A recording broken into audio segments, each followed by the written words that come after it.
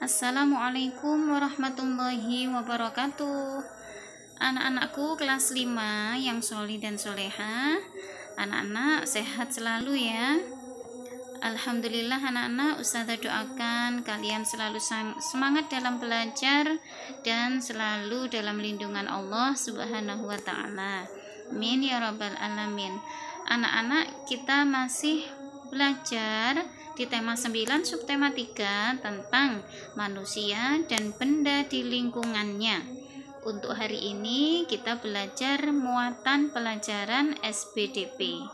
Nah, anak-anakku, sebelum kita mulai pembelajaran hari ini, marilah kita mulai dengan bacaan basmalah dengan harapan anak-anak semoga kalian mendapatkan ilmu yang manfaat dan diberi kemudahan dalam memahami materi. Oke, kita baca bersama. Bismillahirrahmanirrahim. Untuk selanjutnya anak-anak silahkan disimak video dari Ustazah ini ya. Anak-anak, tujuan pembelajaran kita hari ini adalah yang pertama, dengan kegiatan membaca materi mengenai karya seni rupa daerah, siswa dapat memahami karya seni rupa daerah serta mengetahui contoh karya seni rupa 2 dimensi dan 3 dimensi. Dengan kegiatan mengerjakan latihan mengenai karya seni rupa daerah, siswa dapat menyebutkan karya seni rupa yang berasal dari daerahnya dengan benar. Yang ketiga yaitu dengan kegiatan mengerjakan latihan mengenai karya seni rupa daerah, siswa dapat menyebutkan ciri-ciri, fungsi, jenis, dan contoh karya seni rupa daerah dengan tepat.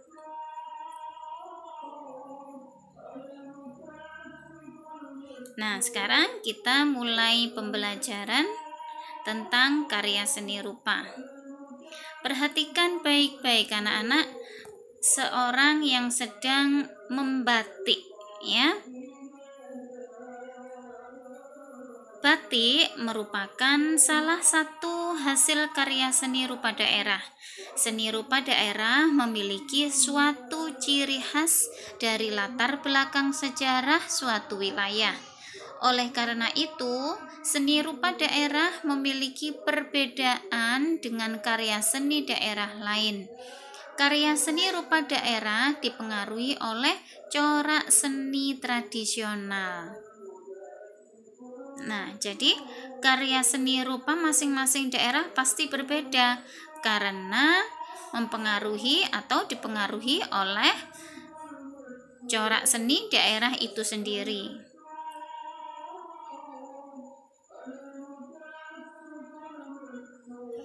Corak seni tradisional terdiri atas karya seni rupa 2 dimensi dan karya seni rupa 3 dimensi. Karya seni rupa 2 dimensi berupa karya tekstil, misalnya kain batik, kain tenun, dan kain songket. Karya seni rupa 3 dimensi contohnya ukiran kayu, keramik, dan patung. Ini contoh apa anak-anak? Betul, contoh gambar batik motif awan dari Cirebon. Nah, gambar yang ini adalah contoh karya seni rupa 3 dimensi, yaitu gambar gerabah dari Kasongan, Yogyakarta. Nah, gambar yang ketiga juga contoh dari karya seni rupa 3 dimensi, yaitu ukiran kayu dari Jepara.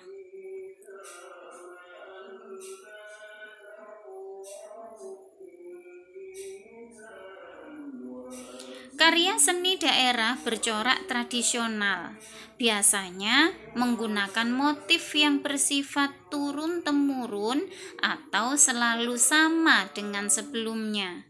Daerah masyarakat pesisir pantai biasanya akan lebih didominasi dengan bentuk seni rupa bermotif ikan gelombang laut, karang, dan kapal.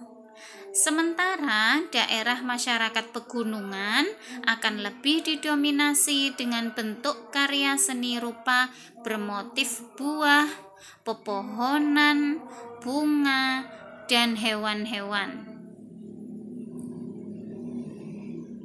Secara umum, karya seni rupa daerah memiliki ciri-ciri sebagai berikut. Yang pertama, bersifat kedaerahan. Yang kedua, dipengaruhi oleh budaya dan latar belakang sejarah suatu wilayah. Atau memiliki ciri-ciri mengandung simbol-simbol dan bermakna. Seringkali digunakan untuk upacara adat, agama, atau kebutuhan sehari-hari. Yang ketiga, dibuat dari bahan alam yang berasal dari lingkungan. Nah, seni rupa daerah yang memiliki ciri-ciri yang lain adalah corak dan motifnya dipengaruhi oleh kondisi fisik atau geografi suatu daerah.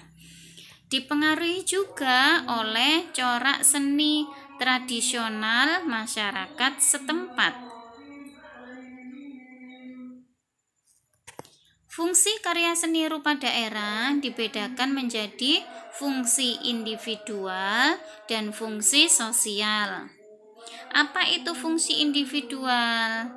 Yaitu sebagai media untuk mengekspresikan jiwa, emosi, dan mencerminkan segala sesuatu, baik suka, duka, dan marah. Selain itu, karya seni juga sebagai media mengekspresikan cita-cita, pandangan hidup, watak, bentuk, corak bahan, dan juga teknik. Fungsi yang kedua yaitu fungsi sosial. Sebagai apa fungsi sosial? Sebagai media pendidikan. Kemudian sebagai media hiburan atau refreshing. Yang ketiga sebagai media komunikasi dan sebagai media keagamaan. Berdasarkan jenisnya, seni rupa daerah terbagi menjadi dua, yaitu seni murni dan terapan. Seni rupa murni adalah seni rupa yang karya seni rupa mengutamakan segi keindahan tanpa memperhatikan fungsi. Contohnya lukisan dan patung. Nah, seni rupa murni adalah karya seni rupa yang mengutamakan segi keindahan tanpa memperhatikan fungsi. Jadi melihatnya hanya sebagai keindahan, contohnya lukisan dan patung. Untuk yang kedua, jenis seni rupa yang kedua yaitu seni rupa terapan. Seni rupa terapan adalah karya seni rupa yang mengutamakan fungsi, namun tetap memperhatikan segi keindahan. Contohnya seperti batik, ukiran kayu, gerabah, dan lain-lain. Alhamdulillah anak-anak, pembelajaran SPDP kita hari ini telah selesai. Semoga kalian mendapatkan ilmu yang bermanfaat. Semoga dimudahkan dalam memahami materi.